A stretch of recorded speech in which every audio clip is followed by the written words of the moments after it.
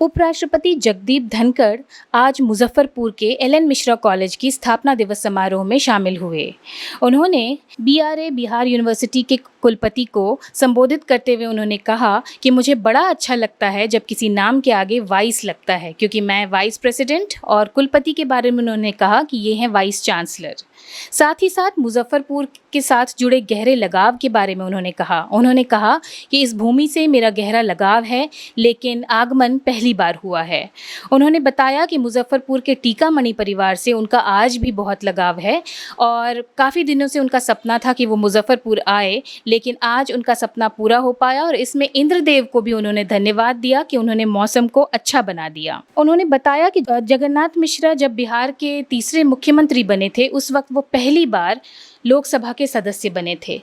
ये सारी बातें उपराष्ट्रपति जगदीप धनखड़ मंगलवार को मुजफ्फरपुर के LN. Mishra college of business management के स्थापना दिवस समारोह में शामिल होकर कह रहे थे। इस अवसर पर उद्योग मंत्री सह मैनेजमेंट कॉलेज के संस्थापक नीतीश मिश्रा और बिहार विश्वविद्यालय के कुलपति दिनेश चंद्र राय ने अंगवस्त्र और मोमेंटो से उनका स्वागत किया। इस दौरान उपराष्ट्रपति ने पूर्व मुख्यमंत्री स्वर्गीय डॉक्टर जगन्नाथ मिश्रा को श्रद्धांजलि देते हुए उनके योगदान को याद करते हुए बिहार के गौरवशाली इतिहास की चर्चा की। अपने संबोधन में उपराष्ट्रपति ने कहा कि बिहार की धरती धर्म और ज्ञान की भूमि रही है, जिसने देश को अनेक मनीषी, क्रांतिकारी और चिंतक दिए हैं। उन्होंने राष्ट्रीय शिक्षा नीति 2020 की सराहना करते हुए कहा कि यह नीति छात्रों को वैश्विक प्रतिस्पर्धा के लिए तैयार करने की दिशा में एक क्रांतिकारी कदम है। धनखड़ ने अपनी संसदीय जीवन के दौरान मुख्यमंत्री नीतीश कुमार के साथ बिताए समय को भी याद किया और उनके संसदीय अनुभवों की सराहना की। इसके साथ ही उन्होंने पहली बार पहलगाम और ऑपरेशन सिंदूर जैसे मुद्दों पर अपनी बात रखी। उन्होंने आपातकाल के दौर को याद करते हुए कहा कि उस समय लोकतंत्र को दबाने का प्रयास किया गया था, लेकिन जयप्रकाश नारायण के नेतृत्व में चली संपूर्ण क्रांति ने भारत में लोकतंत्र को नई ऊर्जा और दिशा दी।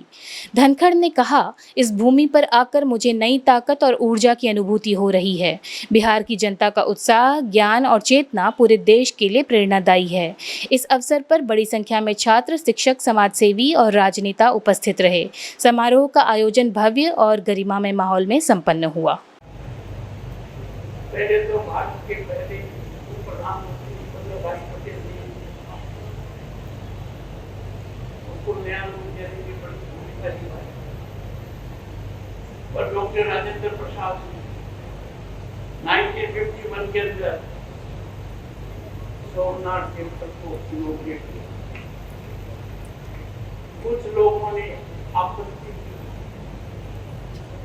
आपका सबूत घटा रहा, ऐसे ही घटा रहा जैसे विधानसभा के अध्यक्ष के रूप में घटा रहा। उन्होंने इस विधानसभा को एक नया आयाम दिया। विधानसभा की constituent assembly democratic dialogue, debate, discussion, deliberation, कभी डिस्टर्बेंस और डिस्कशन नहीं।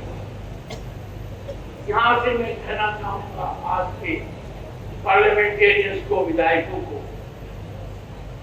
विधायिका और केंद्र के संसद मंत्री हैं प्रजातंत्र की, वहाँ हमें आम जन की पूजा करनी चाहिए और आम जन के कष्टों का निराकरण करना चाहिए।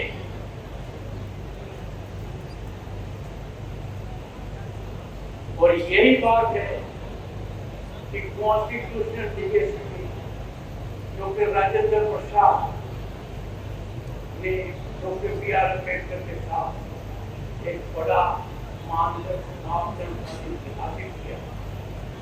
As Rajya Sabha chairman, I am ever grateful to these great people of history who always show us light into tomorrow. The legacy of Dr. Rajendra Prasad now is being amplified by the first tribal woman president of this country, Draupadi Murmu, in single stride. बस आप सामाजिक न्याय किया, बिहार को कैसे भूल सकते?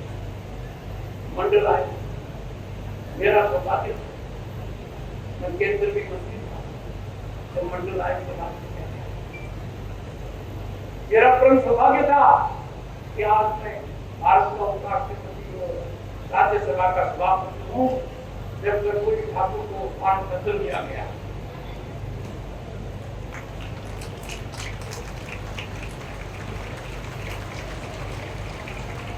कल का दिन 25 जून आज से 50 साल